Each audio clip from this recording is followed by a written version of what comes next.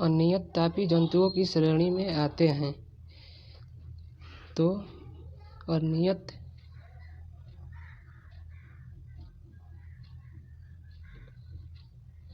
अनियत तापी जंतुओं की श्रेणी में आते हैं मत्स्य, उभयचर, सरीसृप, ये सभी। यानी ऐसे जंतु जो वातावरण के ताप के अनुसार अपने शरीर का ताप नियंत्रित कर लेते हैं, अनियत तापी जंतु कहलाते हैं। अनियत तापी जंतु कहलाते हैं।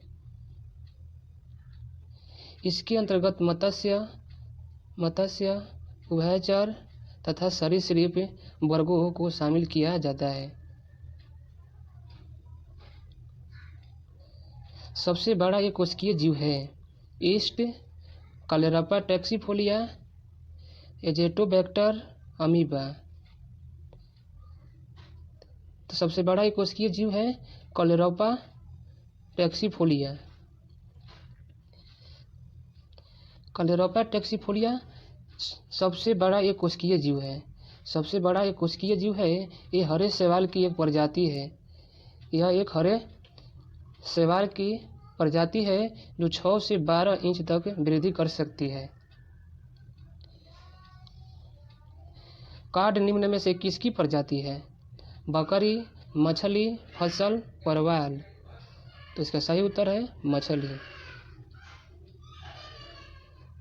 पंछियों के वैज्ञानिक अध्ययन को कहते हैं लिम्नोलॉजी, हर्पिटोलॉजी, मालाकोलॉजी, ऑर्निथोलॉजी। तो इसका सही उत्तर है ऑर्निथोलॉजी। यानी पंछियों के वैज्ञानिक अध्ययन को क्या कहते हैं?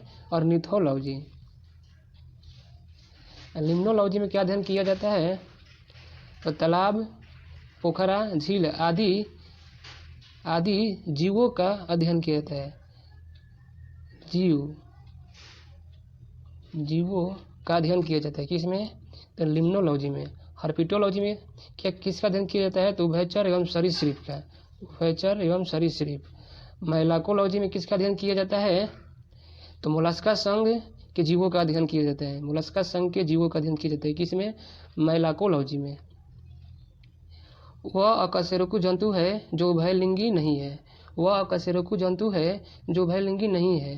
तो कौन? फीताकृमि, हाइड्रा, केंचुआ, कांकरोच। इसका सही उत्तर है ऑप्शन नंबर घ, यानी कंकरोच। अकशेरुकी जंतु उभयलिंगी नहीं है। उभयलिंगी यह नहीं है। यह कैसा जीव है? यह कांकरोच अथवा तिलचाटा आर्थ्रोपोडा संघ का एक जंतु है। इस संघ के जंतु कैसे होते हैं? एक लिंगी होते हैं। कांकरोच अथवा तिलचाटा एक ऐसे संघ के जंतु हैं आर्थ्रोपोडा के। इस संघ के जंतु का कैसे होते हैं? तो एक लिंगीय होते हैं। जीवन की मूलभूत इकाई है अंग, ऊतक, कोशिका, डीएनए। जीवन की मूलभूत इकाई क्या है? कोशिका होती है।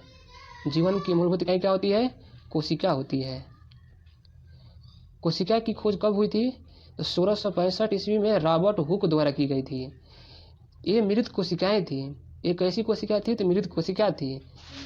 परंतु जीवन की आधारभूत संरचना की खोज के कारण रॉबर्ट हुक को कोशिका विज्ञान का जनक कहा जाता है। किसके कारण? तो आधारभूत संरचना की खोज के कारण। इसको क्या कहते हैं? इनको तो कोशिका विज्ञान की जनक मानते हैं। किनको? तो रॉबर्ट हुक को। मृत कोशिका की खोज के कुछ वर्षों के बाद यानी 1674 ईस्वी में एंटोनी वान ल्यूमेनहॉक ने जीवित कोशिका की खोज की। पूछ देगा जीवित कोशिका की खोज किसने किया था?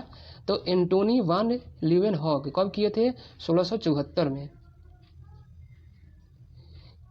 कोशिका सिद्धांत प्रस्तुत करने वाले वैज्ञानिक थे एमजे सलाइडेन एवं रॉबर्ट हुक। एमजे सलाइडेन एवं रॉबर्ट हुक, थियोडोर स्वान एवं बिर्चो। एमजे सलाइडेन एवं थियोडोर स्वान, रॉबर्ट हुक एवं पुरकिंजे। तो इसका सही उत्तर है ऑप्शन नंबर ग, यानी एमजे सलाइडेन एवं थियोडोर स्वान ने किए थे। किनका? कोशिका सिद्धांत प्रस्तुत किए थे। कोशिका सिद्धांत एमजे सलाइडेन एवं थियोडोर स्वान के द्वारा किया गया था। इस सिद्धांत के अनुसार सभी जीव का शरीर एक अथवा अधिक कोशिका से निर्मित है। कोशिका की उत्पत्ति में केंद्रक प्रमुख भूमिका निभाता है। मानव शरीर में पाई जाने वाली सबसे छोटी कोशिका है तंत्रिका कोशिका, शुक्राणु, अंडाणु, डीएनए। तो मानव शरीर में पाई जाने वाली सबसे छोटी कोशिका कौन होती है? तो शुक्राणु होती है। मानव शरीर में पाई जाने वाली सबसे छोटी कोशिका कौन होती है? शुक्राणु होती है। जबकि सबसे बड़ी कोशिका कौन होती है? तो अंडाणु होती है, अंडाणु।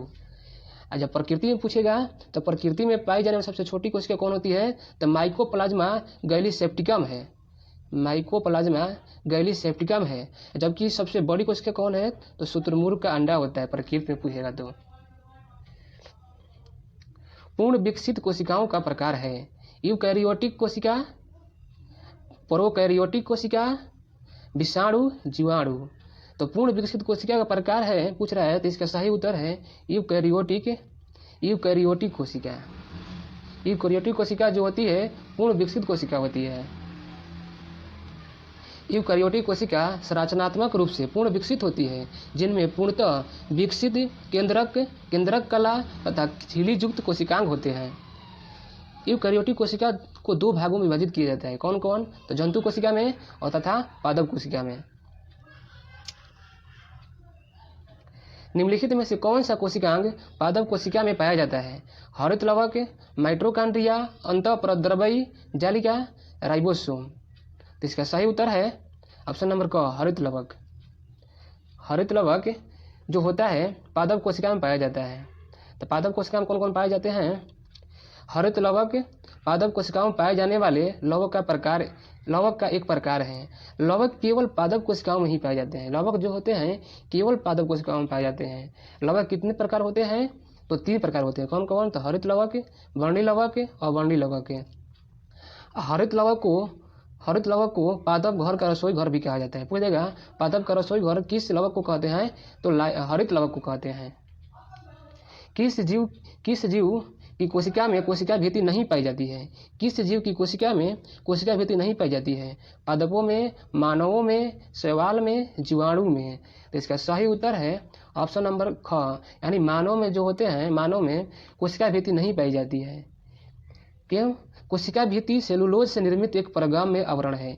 कोशिका भित्ति कैसी है? सेलुलोज से निर्मित एक क्या है? परगाम्य आवरण है, जो कोशिका के चारों ओर अवस्थित होती है। क्या होती है? चारों ओर स्थित होती है। कोशिका पादप, कवक, शैवाल तथा जीवाणु की कोशिका में पाई जाती है। कोशिका भित्ति पादप, कवक, शैवाल तथा जीवाणु की कोशिका में पाई जाती है, परंतु जंतुओं जैसे मानव एवं जंतु एवं प्रोटोजोआ की कोशिका में नहीं पाई जाती है। कौन? तो कोशिका भित्ति किस में पाई जाती है? तो पादप में पाई जाती है, कवक में पाई जाती है, शैवाल में पाई जाती है तथा जीवाणु में भी पाई जाती है। लेकिन जंतुओं में नहीं पाई जाती है। जंतुओं एवं प्रोटोजोआ में नहीं पाई जाती है। कौन? तो कोशिका भित्ति। किस कोशिकांग को कोशिका का ऊर्जा घर कहा जाता है? किस कोशिकांग को कोशिका का ऊर्जा घर कहा जाता है? तो राइबोसोम, माइटोकॉन्ड्रिया, गोल्गी काय, लाइसोसोम। तो इसका सही उत्तर है ऑप्शन नंबर ख, यानी माइटोकॉन्ड्रिया को क्या कहते हैं? कोशिका का ऊर्जा घर कहते हैं। क्या कहते हैं? कोशिका का ऊर्जा घर कहते हैं। इसको तो माइटोकॉन्ड्रिया को। माइटोकॉन्ड्रिया अत्यंत महत्वपूर्ण कोशिकांग है, जो विभिन्न आकृतियों यानी सूत्र, छड़ तथा गोलक के रूप में पाया जाता है। कौन? तो माइटोकॉन्ड्रिया। ग्लूकोज के एक अणु से 36 एटीपी अणुओं का निर्माण होता है, जिसमें 34 एटीपी अणु माइटोकॉन्ड्रिया में ही बनते हैं। ऊर्जा उत्पन्न करने के कारण ही माइटोकॉन्ड्रिया को क्या कहते हैं? तो कोशिका का ऊर्जा घर कहते हैं। किसके कारण? तो ऊर्जा उत्पन्न करने के कारण। किसके कारण माइटोकॉन्ड्रिया को ऊर्जा घर कहते हैं? तो ऊर्जा उत्पन्न करने के कारण। किस कोशिकांग को कोशिका की आत्महत्या की थैली कहते हैं? किस कोशिकांग को कोशिका की आत्महत्या की थैली कहते हैं? तो राइबोसोम, लाइसोसोम, न्यूक्लियोसोम, गोल्गी काय। इसका सही उत्तर है लाइसोसोम। लाइसोसोम को हम क्या कहते हैं? तो आत्महत्या की थैली कहते हैं। कोशिका की आत्महत्या की थैली कहते हैं। क्यों कहते हैं? क्योंकि कोशिका उपापचय में व्यवधान उत्पन्न होने पर, कोशिकीय उपापचय में व्यवधान उत्पन्न होने पर अथवा कोशिका के क्षतिग्रस्त हो जाने पर इसमें उपस्थित लाइसोसोम क्या हो जाते हैं? फट जाते हैं और इसमें उपस्थित पाचक एंजाइम अपने कोशिका का ही क्या करते हैं, पाचन कर देते हैं, अपने कोशिका का पाचन कर देते हैं। यह घटना क्या कहलाती है, आत्मलयन कहलाती है, आत्मलयन कहलाती है। फलस्वरूप कोशिका नष्ट हो जाती है, इस कारण कोशिका क्या हो जाती है, नष्ट हो जाती है। इसी कारण इसे क्या कहते हैं, लाइसोसोम को आत्महत्या की थैली कहते हैं। मानव शरीर की किन कोशिका में माइटोकॉन्ड्रिया नहीं पाया जाता है। मानव शरीर की किन कोशिका में माइटोकॉन्ड्रिया नहीं पाया जाता है। तो यकृत में, श्वेत रक्त कोशिका में, लाल रुधिर कण कोशिका में, मांसपेशी में। तो इसका सही उत्तर है ऑप्शन नंबर ग, यानी लाल रुधिर कोशिका। लाल रुधिर कोशिका में क्या नहीं पाया जाता है, माइटोकॉन्ड्रिया नहीं पाया जाता है। क्यों नहीं पाया जाता है, क्योंकि स्तनधारियों की विकसित लाल रक्त कोशिकाओं में माइटोकॉन्ड्रिया तथा केंद्रक नहीं पाया जाता है। क्यों, क्योंकि लाल रक्त कोशिका से कोशिका तक क्या करता है, ऑक्सीजन परिवहन करता है। जो लाल रक्त कोशिका है ये फेफड़ा से कोशिका तक क्या करता है, ऑक्सीजन परिवहन करता है, तथा कोशिका से फेफड़ा तक क्या करता है, तो कार्बन डाइऑक्साइड परिवहन करता है। कोशिका में केंद्रक के अतिरिक्त अन्य किस कोशिकांग में डीएनए पाया जाता है। कोशिका में केंद्रक के अतिरिक्त अन्य किस कोशिकांग में डीएनए पाया जाता है। तो गोल्गी में, लाइसोसोम में, तारकाय में और माइटोकॉन्ड्रिया। इसका सही उत्तर है ऑप्शन नंबर घ, यानी माइटोकॉन्ड्रिया।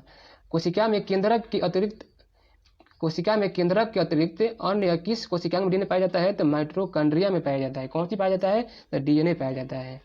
तो डीएनए का फुल फॉर्म क्या होता है, डीऑक्सी राइबो न्यूक्लिक एसिड है। डीऑक्सी राइबो न्यूक्लिक एसिड एक आनुवंशिक पदार्थ है जो माता पिता के जैविक गुणों को संतानों में हस्तांतरित करता है। डीएनए जंतु एवं पादप कोशिका के केंद्रक तथा माइटोकॉन्ड्रिया में पाया जाता है। इसके अतिरिक्त पादप एवं शैवाल की कोशिका में उपस्थित प्रहरित में भी पाए जाते हैं।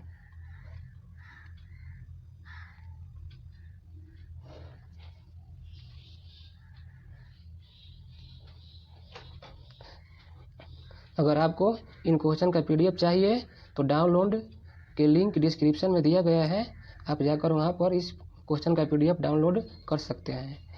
और यदि आपको वीडियो का सेकेंड पार्ट चाहिए तो आप नीचे कमेंट बॉक्स में मुझे बताएं। लाइक और सब्सक्राइब अभी करना, कमेंट करके ज़रूर बताना कि यह वीडियो आपको कैसी लगी। जय हिंद दोस्तों।